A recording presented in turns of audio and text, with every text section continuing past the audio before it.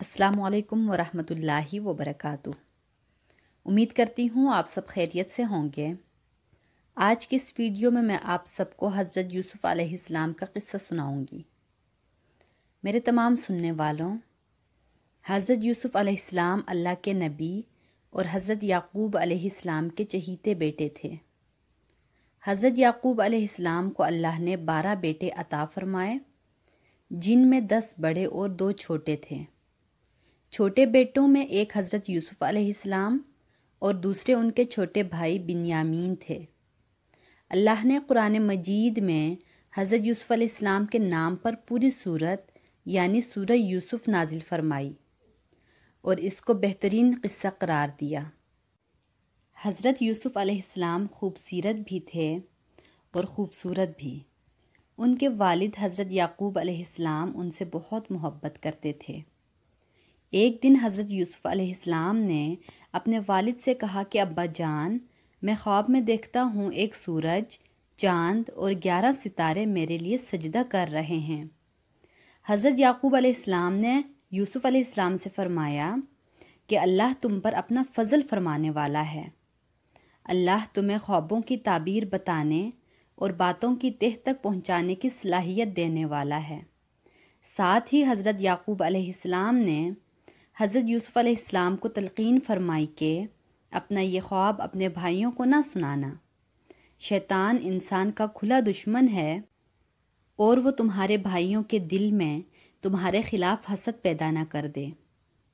حضرت یوسف علیہ السلام کے 10 بڑے بھائیوں کا خیال تھا کہ ہم جوان ہیں اور اپنے والد کے کاموں میں ان کا ہاتھ بٹانے والے ہیں، لیکن ہمارے والد کو ہم سے زیادہ یوسف سے محبت ہے۔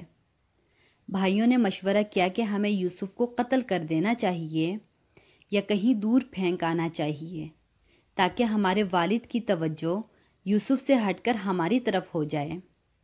اپنے فیصلے پر عمل کرنے کے لیے بھائی اپنے والد کے پاس گئے اور ان سے کہا کہ کل ہم سیر و تفریح کے لیے جنگل جا رہے ہیں، آپ یوسف کو ہمارے ساتھ بھیج دیں تاکہ وہ بھی کھیلے کودیں اور ہمارے ساتھ کھائے پیے، ہم اس کی حفاظت کریں گے۔ حضرت یعقوب علیہ السلام نے فرمایا کہ یوسف کی جدائی مجھے غمگین کر دے گی، مجھے خوف ہے کہ تم کھیل کود میں لگ جاؤ اور اسے بھیڑیا کھا جائے۔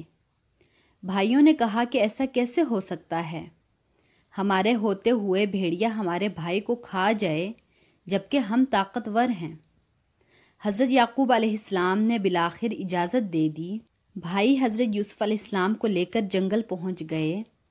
بڑے بھائی یہودا نے سب کو مشورہ دیا کہ یوسف کو قتل نہ کرو بلکہ انہیں ایک گہرے کنویں میں ڈال دو، لہٰذا انہوں نے اس بات پر عمل کرتے ہوئے جنگل میں حضرت یوسف علیہ السلام کو ایک گہرے کنویں میں ڈال دیا اور واپس گھر چلے آئے۔ اسی وقت اللہ نے حضرت یوسف علیہ السلام کے دل میں بات ڈالی کہ ایک وقت آئے گا کہ آپ ان کے اس سلوک سے انہیں آگاہ کریں گے۔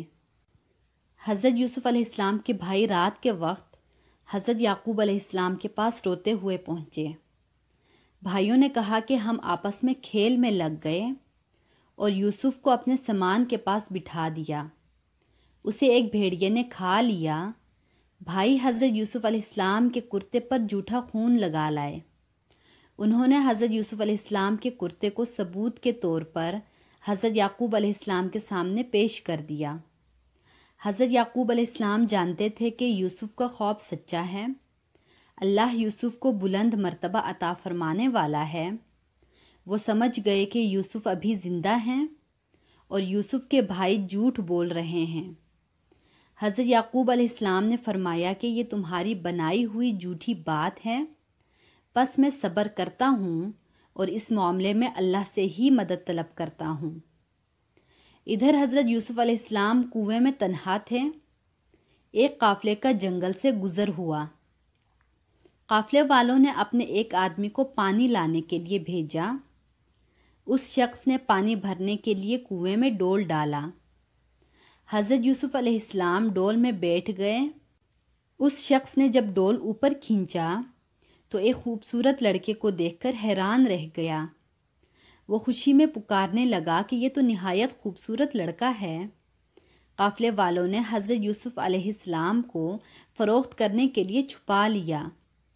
بھائیوں کو جب پتہ چلا تو انہوں نے تھوڑی سی قیمت لے کر یوسف علیہ السلام کو قافلے والوں کو بیچ دیا۔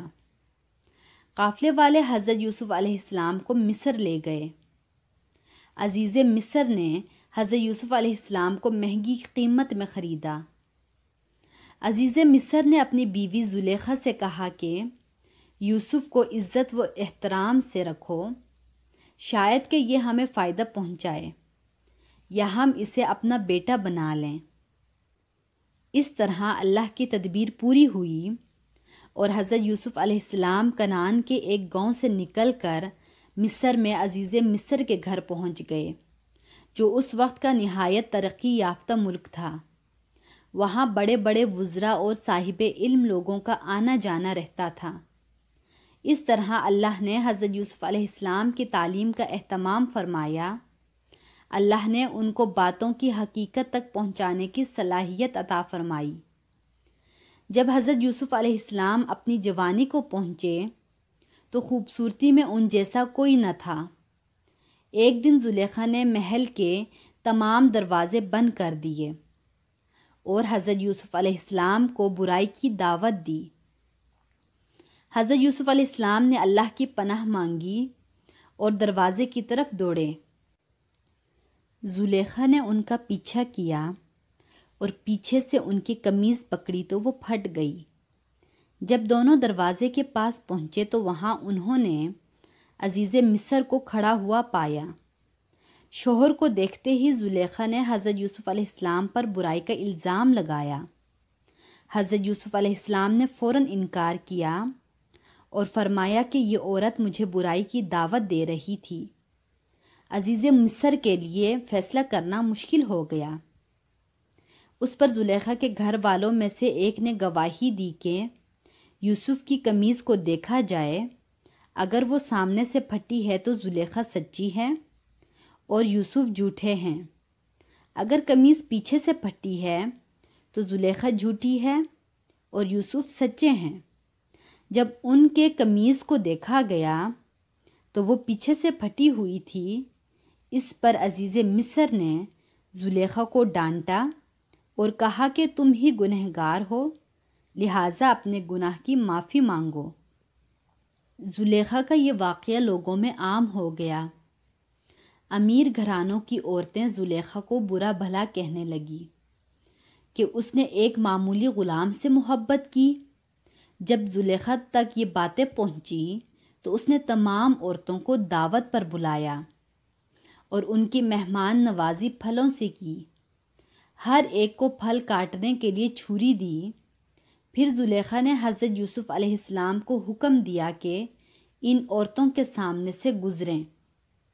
عورتیں حضرت یوسف علیہ السلام کی خوبصورتی کو دیکھ کر حیران رہ گئی۔ انہوں نے پھل کاٹتے کاٹتے اپنے ہاتھ زخمی کر لیے اور کہا کہ یہ کوئی انسان نہیں بلکہ ایک نہایت معزز فرشتہ ہے۔ زلیخا نے کہا یہ وہی ہے جس کے بارے میں تم مجھے طعنے دے رہی تھی۔ ساتھ ہی زلیخا نے یہ بھی کہا کہ اگر اس نے میری بات نہ مانی تو میں اسے جیل میں ڈال دوں گی۔ حضرت یوسف علیہ السلام نے اللہ سے دعا کی کہ مجھے برائی کے بجائے قید میں رہنا زیادہ پسند ہے۔ اللہ نے حضرت یوسف علیہ السلام کی دعا سن لی اور عورتوں کے فریب سے انہیں بچا لیا۔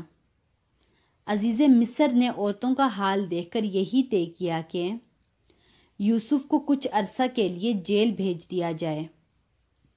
حضرت یوسف علیہ السلام کے ساتھ 2 نوجوان بھی جیل میں داخل کیے گئے۔ یہ دونوں مصر کے بادشاہ کے خادم تھے۔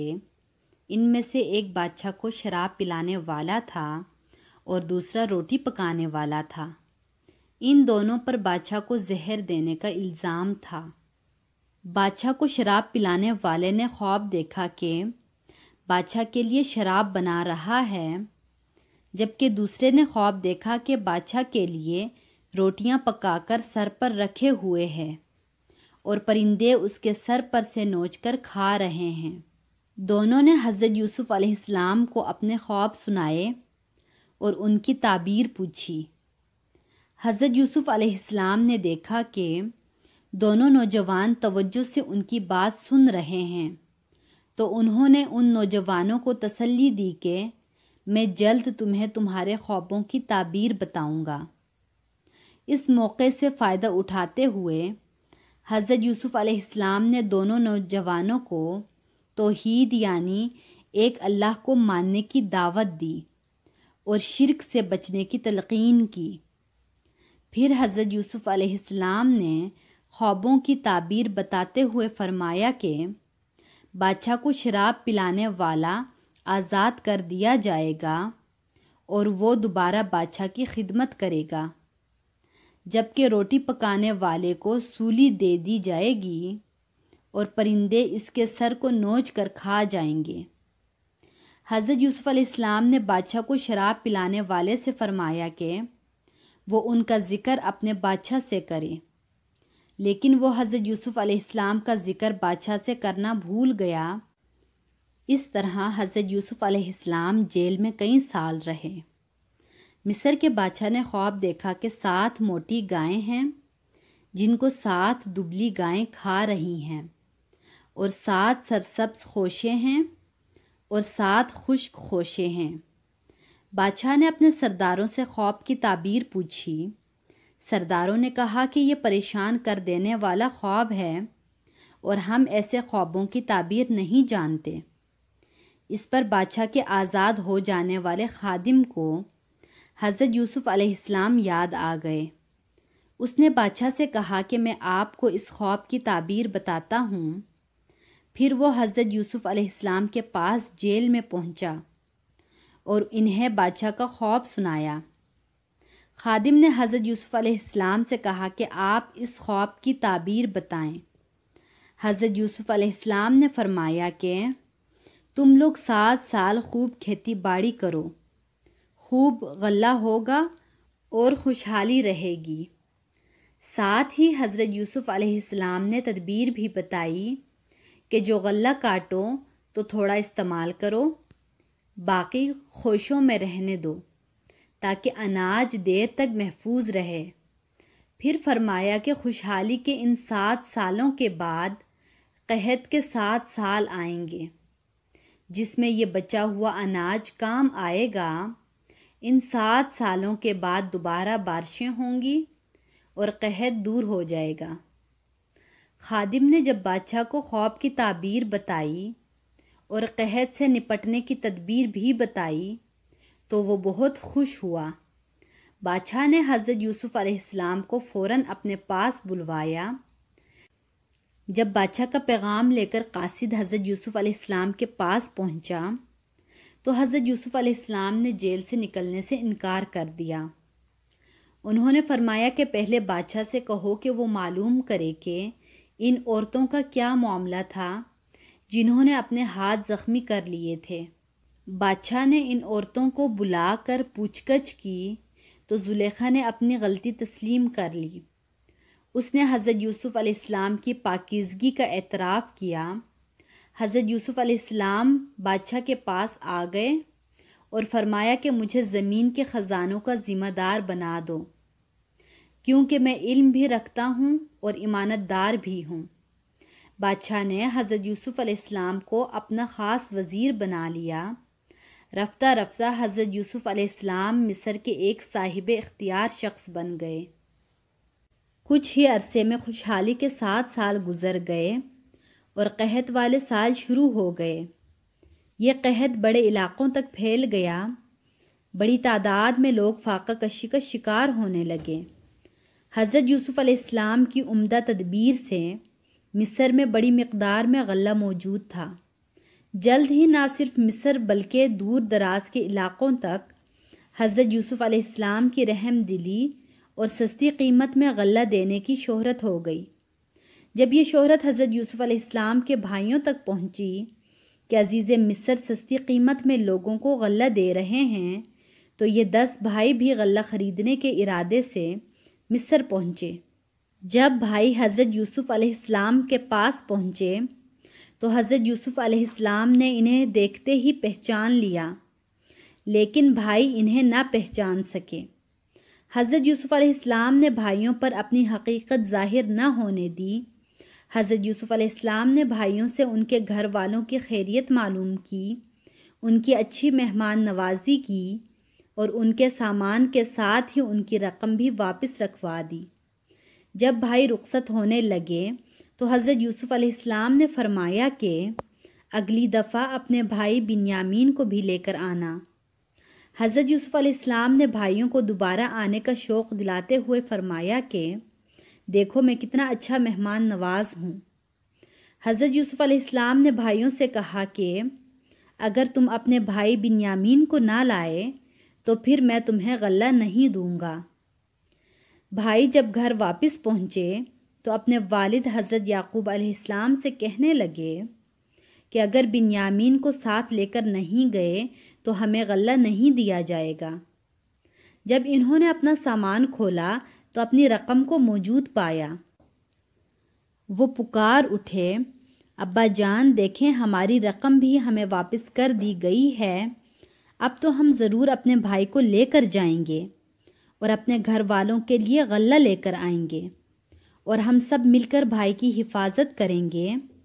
حضرت یعقوب علیہ السلام نے فرمایا کہ میں تم پر بھروسہ کروں جیسا کہ میں نے یوسف کے بارے میں تم پر بھروسہ کیا تھا۔ اصل بھروسے کے لائق تو صرف اللہ تعالیٰ کی ذات ہے اور میں اسی پر بھروسہ کرتا ہوں۔ تم سب مجھ سے وعدہ کرو کہ تم بنیامین کو میرے پاس ضرور واپس لے کر آؤ گے، سوائے اس کے کہ اللہ کچھ اور معاملہ فرما دے۔ بھائیوں نے اپنے والد سے وعدہ کیا اور خوشی خوشی مصر جانے کی تیاری کرنے لگے۔ حضرت یعقوب علیہ السلام کو اندیشہ ہوا کہ 11 خوبصورت نوجوان لڑکوں کو ایک ساتھ مصر میں داخل ہوتا دیکھ کر کوئی ان سے حسد نہ کرے یا کوئی انہیں نقصان نہ پہنچا دے، اس لیے انہوں نے اپنے بیٹوں سے فرمایا کہ تم سب مصر میں ایک ہی دروازے سے داخل نہ ہونا بلکہ مختلف دروازوں سے داخل ہونا۔ بیٹوں نے اپنے والد کے حکم کی تعمیل کی اور الگ الگ دروازوں سے مصر میں داخل ہوئے۔ جب بھائی بنیامین کو ساتھ لے کر حضرت یوسف علیہ السلام کے پاس آئے تو حضرت یوسف علیہ السلام نے اپنے چھوٹے بھائی کو اپنے پاس بٹھایا اور رازداری سے فرمایا کہ میں تمہارا بھائی یوسف ہوں، اب تم میرے پاس ہی رہو گے، تم بھائیوں کی بدسلوکی پر افسوس نہ کرو۔ حضرت یوسف علیہ السلام اپنے بھائی بنیامین کو اپنے پاس مصر میں روکنا چاہتے تھے، لیکن بادشاہ کے قانون کے مطابق وہ ایسا نہیں کر سکتے تھے۔ اللہ تعالیٰ نے حضرت یوسف علیہ السلام کو ایک تدبیر سجھائی۔ حضرت یوسف علیہ السلام نے اپنے بھائی کے تھیلے میں اپنا قیمتی پیالہ کہ جس سے ناپ کر غلہ دیا جا رہا تھا رکھوا دیا۔ پھر بادشاہ کے محافظوں میں سے ایک نے آ کر بھائیوں سے کہا کہ تم چور ہو اور تم نے بادشاہ کا پیالہ چرایا ہے۔ بھائیوں نے کہا کہ ہم یہاں چوری کرنے نہیں آئے اور نہ ہی کوئی فساد چاہتے ہیں۔ محافظوں نے کہا کہ اگر تم جھوٹے نکلے تو تمہاری سزا کیا ہوگی؟ بھائیوں نے کہا کہ ہمارے ہاں چور کی سزا یہ ہے کہ ہم چور کو غلام بنا لیتے ہیں۔ پھر حضرت یوسف علیہ السلام نے تلاشی لینا شروع کر دی۔ پہلے اپنے بڑے بھائیوں کے سامان کی تلاشی لی، آخر میں بنیامین کے سامان کی تلاشی لی اور اس کے تھیلے سے پیالہ نکال لیا۔ جب بھائیوں کو پتہ چلا کہ ان کے بھائی نے چوری کی ہے تو انہوں نے کہا کہ اگر اس نے چوری کی ہے تو اس کے بھائی یوسف نے بھی چوری کی تھی۔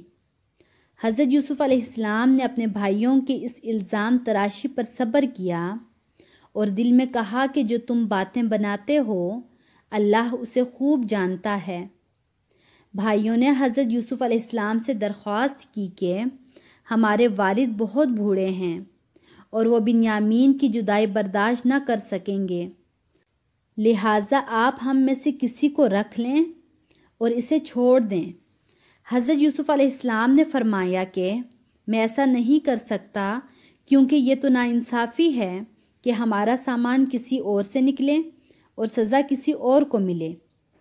اس طرح حضرت یوسف علیہ السلام نے اللہ کی تدبیر سے اپنے بھائی بنیامین کو اپنے پاس روک لیا جب بھائی بنیامین کو لے جانے میں کامیاب نہ ہوئے تو آپس میں مشورہ کرنے لگے۔ انہوں نے کہا کہ اب ہم والد صاحب کو کیا جواب دیں گے؟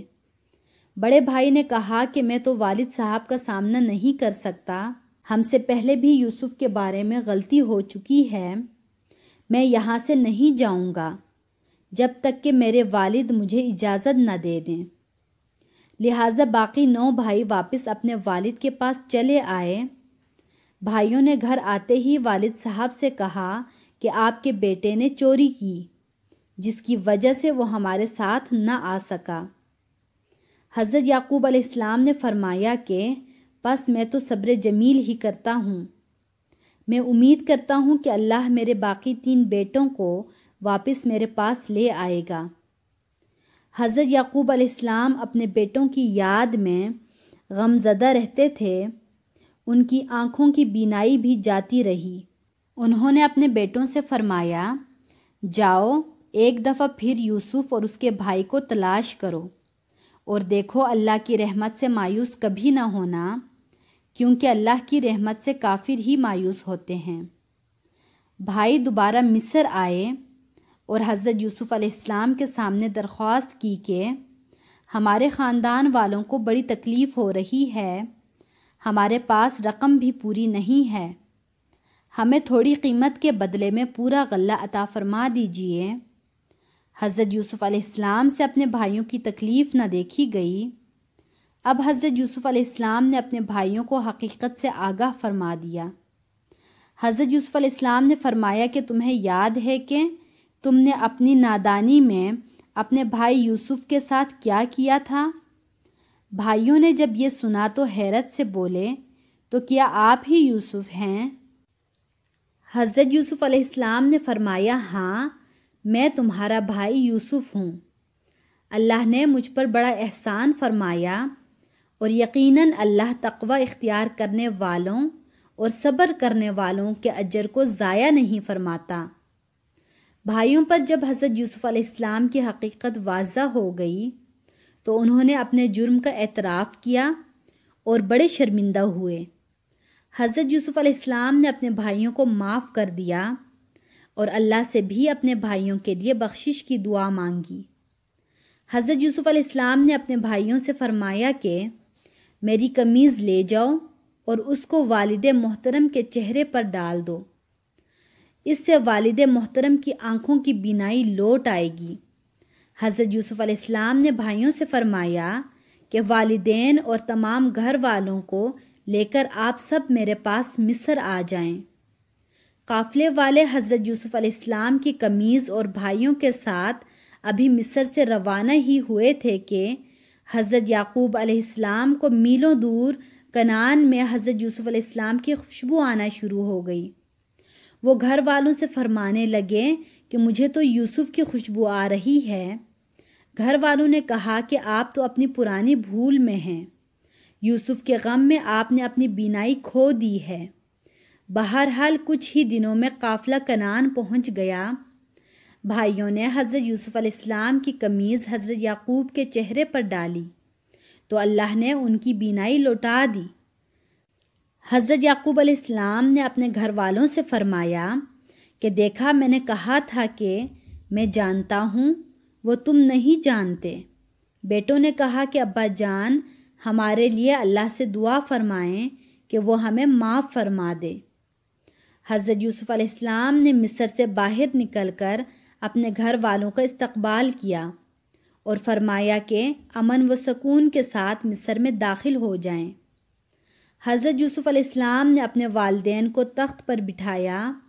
اس وقت حضرت یوسف علیہ السلام کے والد، والدہ اور 11 بھائی سب کے سب حضرت یوسف علیہ السلام کے لیے سجدے میں چلے گئے۔ حضرت یوسف علیہ السلام پکار اٹھے کہ ابا جان اللہ نے میرے خواب کو سچ کر دکھایا۔